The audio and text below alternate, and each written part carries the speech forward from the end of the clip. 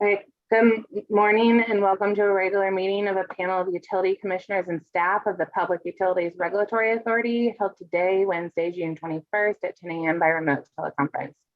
My name is Chairman Marissa Gillette. I'm joined virtually today by my colleagues, the Vice Chairman Jack Lakowski and Commissioner Michael Karen. We have a regular calendar and a consent calendar in front of us today. We'll turn first to docket number 230201, the annual reconciliation of the conservation adjustment mechanisms. We're going to turn to Mr. Anastasio with authority staff to present the decision for the panel's consideration, please. Thank you. Hello and thank you, Madam Chair, Vice Chair Bukowski, and Commissioner Karen. This decision includes the authority's approval of the Conservation Adjustment Mechanism, or CAM, for the EDCs, which is Eversource and UI, and the LDCs, the gas utilities, Southern Connecticut Gas, Connecticut Natural Gas, and Yankee. Further, the decision encompasses the reconciliation of actual revenues and expenses for 2022 and to ensure sufficient continued funding of the 2023 Conservation and Load Management Plan budget. Pursuant to Section 16-245M, subsection D1 of the General Statutes of Connecticut, the EDCs, in coordination with the LDCs, submit a 3-year Conservation and Load Management Plan to the Energy Efficiency Board for approval, and then transmits the plan to DEEP for the final approval.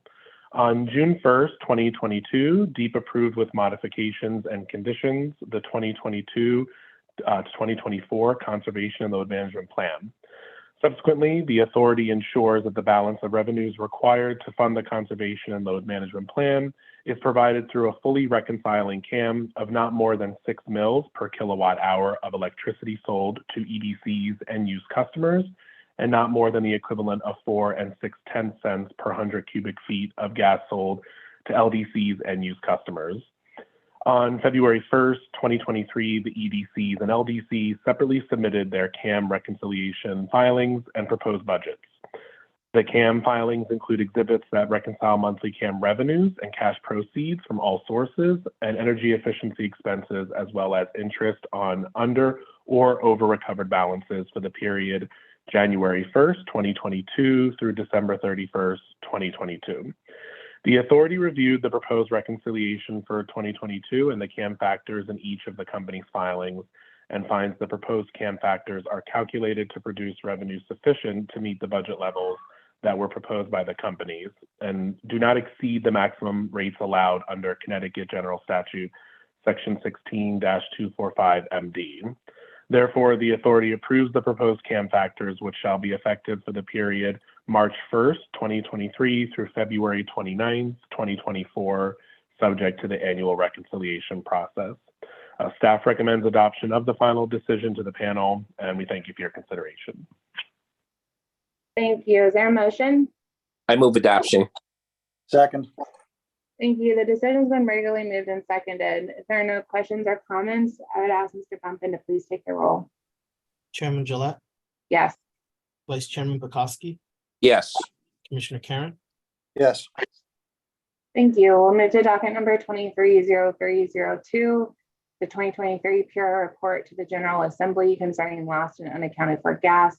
We'll turn to Attorney Church to present the decision for the panel's consideration, please. Good morning. This is a yearly docket in which the authority initiates pursuant to General Statute 1634A, which produces a report to the General Assembly on lost and unaccounted for gas for the prior year. The report addresses the reasons for each gas company's percentage of lost and unaccounted for gas, makes recommendations for each gas company's gas leak reduction strategy, describes each gas company's current leak monitoring system, and addresses the number and causes of leaks throughout the entire gas distribution system. The lost and unaccounted for gas report is an accounting concept and a rate-making tool developed to balance the receipts and deliveries of natural gas. Some of the causes for lost and unaccounted for gas include accounting issues with unbilled gas, meter bias, soft closes, theft, and line pack discrepancies. The report also addresses discrepancies in emitted gas, including fugitive emissions, line abandonment, issues with pneumatic instruments, and upsets from things such as excavation damages. Based on the authority's review of the 2020 compliance filings submitted by Connecticut Natural Gas, Southern Connecticut Gas, and Yankee Gas, the local distribution companies complied with the statutory requirements regarding lost and unaccounted for gas reporting. For calendar year 2022, each local distribution company reported a lost and unaccounted for gas percentage below the statutory maximum of 3%. The authority will continue to evaluate the implementation of the local distribution company's leak monitoring and gas leak reduction systems, and the companies shall continue to annually report their lost and unaccounted for gas to the authority until the General Assembly modifies or ends this requirement. Based on this, the authority staff recommends adoption of the report to the panel. Thank you for your consideration. Thank you, Attorney Church. Is there a motion? I move adoption. I was second. Thank you. The decision has been regularly moved and seconded. If there are no questions or comments, Mr. Compton, please take the roll. Chairman Gillette, Yes. Vice Chairman Bukowski, Yes. Commissioner Karen, Yes. Thank you. The report has been adopted. The third item on our regular calendar is docket number 230540, the application of Utility Services Advisory Group, Inc. for a Connecticut Electric Aggregator Certificate of Registration. We'll turn to Attorney Lefebvre, which I'm not pronouncing correctly, to present the decision for the panel's consideration, please. Hi, good morning, Chairman Gillette, Vice Chairman Bukowski, and Commissioner Karen.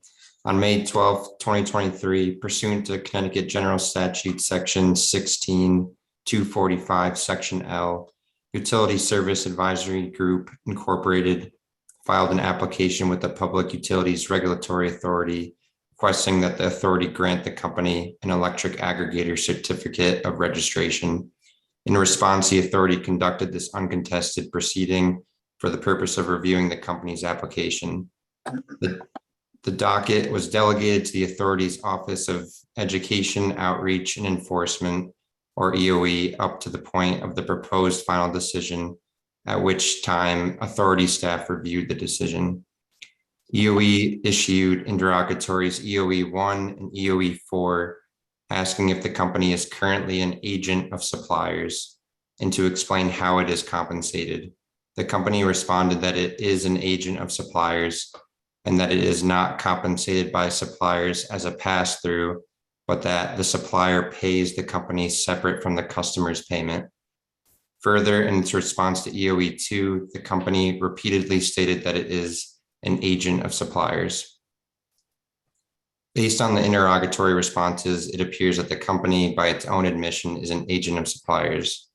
In the final decision dated March 16th, 2011, in docket number 100624, TPUC review of the current status of the competitive supplier and aggregator market in Connecticut and marketing practices and conduct of participants in that market, the authority wrote in pertinent part, the department has pronounced and reiterated its position that aggregators must act as the customer's agents in negotiating electric generation prices for the gathered customers, and that the law precluded aggregators from acting as agents for suppliers. The authority has consistently held that an aggregator may not also be an agent of suppliers because an aggregator must represent only the customer's interests. The company's repeated responses indicate that it cannot be an aggregator because it is an agent for suppliers. Nothing in the authority's ruling on motion number 16 in docket number 140720 REO 1 prevents suppliers from having agents as they always have had. If the company is an agent of suppliers, then the authority's ruling here does not prevent it from continuing in that role. Accordingly, the authority denies the company's application to be an aggregator based on its interrogatory responses.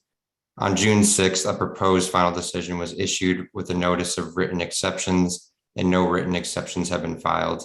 The authority staff recommends adoption of this decision. Thank you. Thank you. Is there a motion? I move adoption. Second.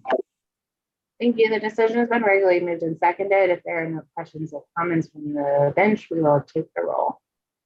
Chairman Gillette, Yes. Vice Chairman Bukowski, Yes. Commissioner Karen, Yes. Thank you. The decision has been adopted. Let's turn to our consent calendar next, please, on which there are 7 items. Is there a motion with respect to the consent calendar? I move today's consent calendar items 1 through 7. I second. Thank you. The consent calendar has been regularly moved and seconded. Mr. Bumpin, please take the roll. Chairman Gillette, Yes. Vice Chairman Bukowski, Yes. Commissioner Karen. Yes.